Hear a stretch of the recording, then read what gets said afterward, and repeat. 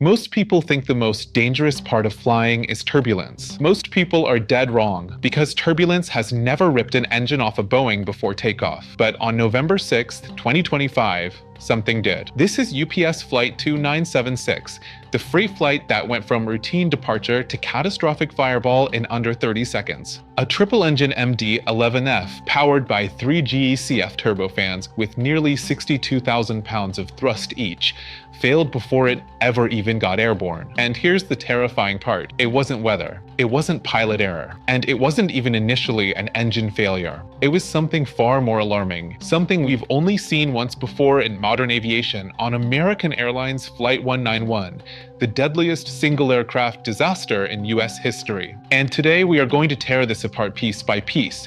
The physics, the mechanics, the metallurgy, the sequence, the investigation, the evidence, and most importantly, what this means for aviation safety worldwide. Because this is not just an accident. This is a warning sign. UPS 2976 was a scheduled cargo flight from Louisville Muhammad Ali International Airport to Honolulu. No passengers, just freight. 3 experienced crew in the cockpit. A meticulously planned flight. 38,000 gallons of jet fuel loaded. And a 34-year-old MD-11F that had been in active UPS service since 2006. Weather was perfect. Visibility clear, winds calm, no storms, no contamination on runway 17R, no external risk factors. Conditions were ideal. The checklist was signed, clearance was given, but what wasn't ideal, what wasn't clear, and what no one saw coming was sitting inside the aircraft structure, and I want you to lock this part in because it sets up everything. This aircraft had just completed 6 weeks of heavy maintenance at UPS's San Antonio facility from September 3rd to October 18th, 2025. It returned to service only 17 days before it crashed. Maintenance itself is not the enemy. Maintenance keeps airplanes safe. But improper maintenance? That has downed giants before, so keep that in mind. Flight 2976 begins its takeoff roll. 3 CF6 engines spool up normally. The MD-11F accelerates down 17R. V1 is nearing, rotation speed approaching. Everything appears nominal, but then, contrast moment, something completely uncontained happens. Something violent, something asymmetric. The left engine, engine 1, detaches from the wing. Not an engine failure, not a compressor stall, not a surge. A full separation of the engine and the pylon assembly itself. And that is not an engine problem. That is a structural problem. And as 6.5 tons of engine breaks away, the real disaster is only beginning. Let's pause the story for 1 second to appreciate the scale. The GE CF6-80 engine is 4.3 meters long, 2.7 meters in diameter, weighs more than 6,000 kilograms dry, spins at tens of thousands of RPM, and produces 61,960 pounds of thrust. It is not designed to fall off an airplane. And yet, on UPS 2976, it didn't just fall. It violently separated, ripping away its pylon, the structural spine connecting it to the wing, and instantly rupturing fuel lines in the process. Within milliseconds, a cascading failure begins. A catastrophic fire erupts along the left wing. And this is not a contained engine fire. This is raw, open fuel combustion, fed by fractured lines directly tied to 38,000 gallons of loaded jet, A1. Pilots don't even have time to declare a mayday. The aircraft is now asymmetrical, heavy, low, unbalanced, and on fire. But it gets worse. Debris and superheated gases from the left wing are now being ingested by the tail-mounted number 2 engine. Witnesses later report flames or abnormal exhaust plumes in the tail engine sector, a clue that secondary engine compromise was already underway. If the tail engine lost thrust or suffered damage, the MD-11F is no longer a trijet. It is a 1.5 engine aircraft at max takeoff weight, at rotation speed, at sea level density altitude, and below 200 feet. There is no performance margin for recovery, and the data confirms it. The airplane reached only 175 feet of altitude, remained airborne for approximately 30 seconds. There was never a climb, only a brief lift, followed by an uncontrolled descent trajectory. And unlike accidents where pilots have minutes or even seconds to react, UPS 2976 had almost none. But here's the twist. The investigation is showing early signs that the initial failure point wasn't the engine itself. This is the key turning point in understanding this accident. It wasn't a mechanical disintegration of the turbofan core. It may have been a structural failure of the pylon attachment system. The mounts, interfaces, the bolts, the support structure that physically holds the engine to the wing. And if that sounds familiar, it should, because that is the exact failure family that destroyed American Airlines 191 in 1979 back then. Improper maintenance procedures caused unseen structural damage during an engine change. The damage went unnoticed. The engine eventually separated. Hydraulics were destroyed. Control surfaces failed. The aircraft was uncontrollable. UPS 2976 is only the second time in modern history that an engine pylon separation has occurred during takeoff. This is not a statistical anomaly anymore. This is an investigative echo. The aircraft slams into an industrial zone just beyond the runway. Not residential. Not urban. A petroleum facility and recycling plant, and in this tragedy, that geography inadvertently prevented a mass casualty event. But it also created an inferno.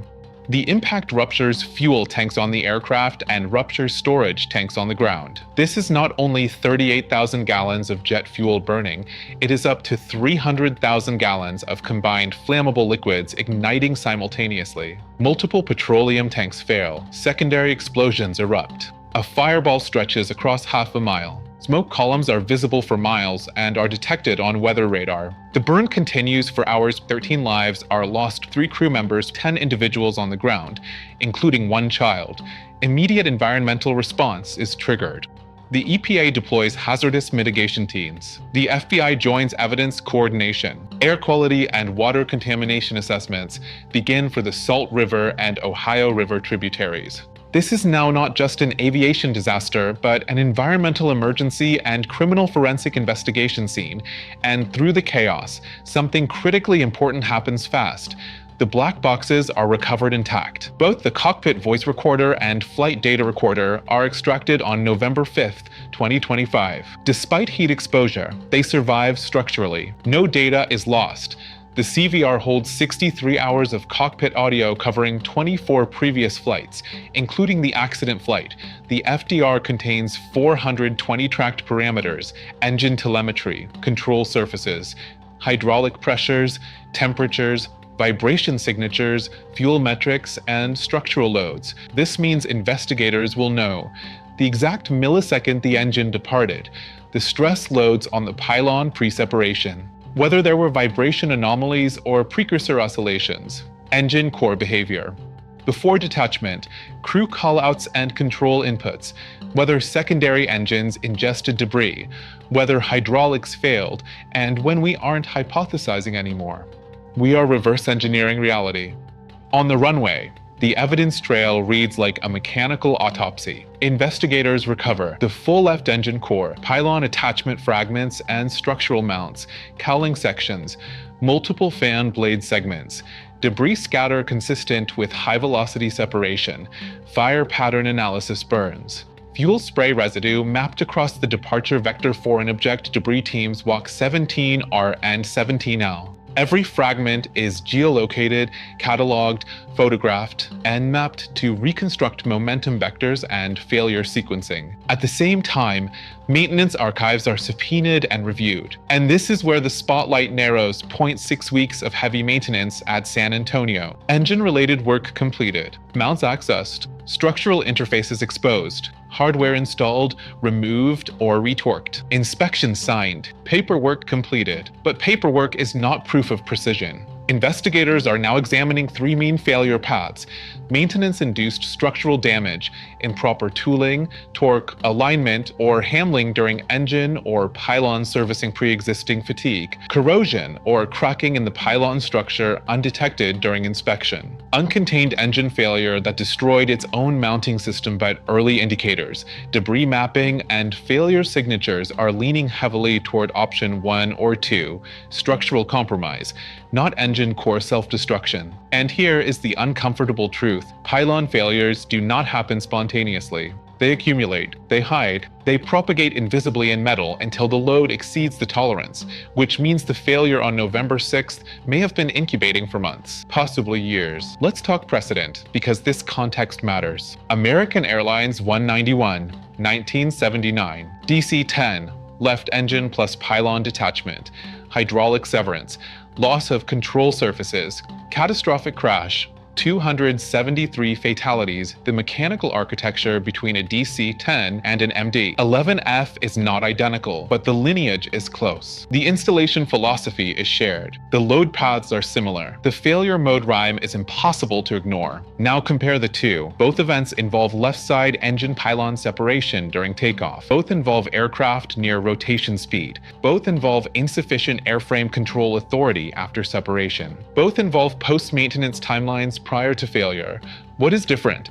UPS 2976 did not lose 273 lives because it did not reach altitude. It had no time to climb, stall, or roll inverted. It simply had no thrust left to fly. So what happens next? The preliminary report is expected within 30 days of the incident, around early December 2025. This will summarize known facts, but will not assign blame. The full NTSB final report, including probable cause, contributory factors, and safety recommendations, is expected in 12 to 18 months between May and November 2026. The priorities now are metallurgical analysis of pylon fracture points, bolt torque, shear, and deformation profiles, microscopic cracking, corrosion propagation, and wave front patterns, engine vibration signatures prior to detachment, structural load path tolerances at V-speeds, maintenance procedural compliance review, human factors inside maintenance execution,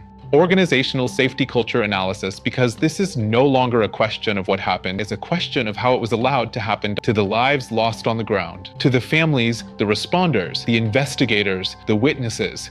This is not another aviation video. This is a moment in safety history, a moment written in steel, fire, fuel, and data the industry cannot afford to forget. If you value deep aviation analysis, system breakdowns, and engineering-first investigations, hit subscribe, because accidents like this are not anomalies. They are lessons written at the edge of physics. Stay sharp, stay curious, and I'll see you in the next one.